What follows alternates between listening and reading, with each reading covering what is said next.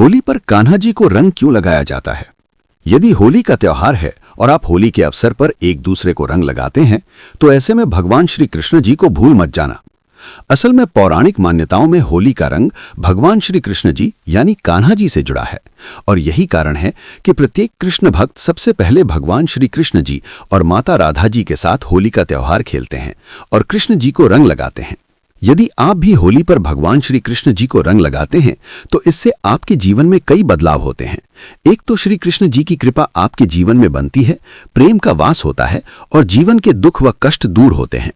और यही कारण है कि कान्हा जी को रंग लगाया जाता है। इसके अलावा शास्त्रों में कई मान्यता है जिससे होली के अवसर पर कान्हा जी को रंग लगाया जाता है, जैसे कि नंबर 1, कृष्ण और राधा की पौराणिक कथा। दोस्त, पौराणिक कथाओं के अनुसार भगवान श्री कृष्ण जी और राधी के रंगों में जमीन आसमान का फर्क था। जहां पर भगवान श्री कृष्ण जी सांवले थे, वहीं पर राधा जी बहुत ही ज्यादा गोरी थीं।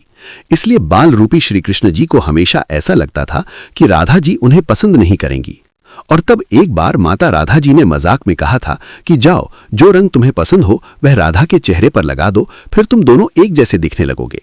तब श्री कृष्ण जी ने राधा जी पर रंग लगाया और तभी से यह त्योहार रंग पंचमी के रूप में जाना जाने लगा।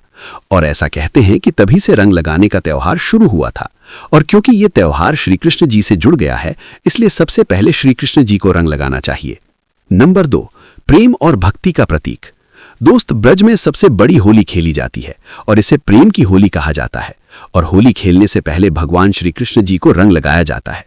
असल में कृष्ण भक्त अपने आराध्य यानी कान्हा जी को रंग लगाकर ये जताते हैं कि उनके जीवन के सारे रंग भगवान से ही हैं।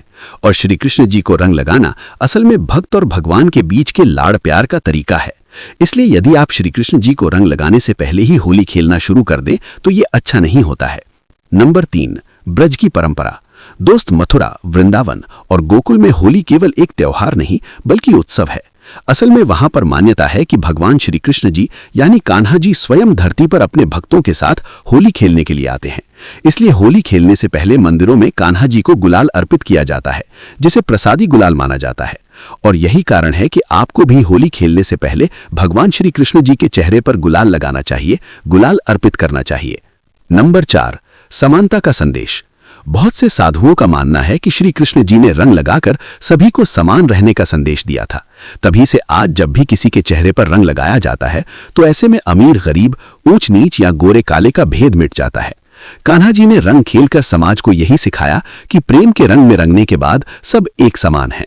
और क्योंकि ये त्योहार रंगों का त्योहार कृष्ण जी से जुड़ गया है, इसलिए सबसे पहले श्री कृष्ण जी को रंग लगाना चाहिए।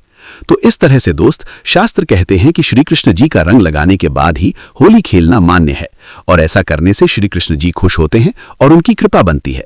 इसलिए अब की बार आप भी श्री कृष्ण जी को रंग लगाकर ही होली खेलना शुरू करें। अब आपको कुछ पूछना है तो कमेंट जरूर करना।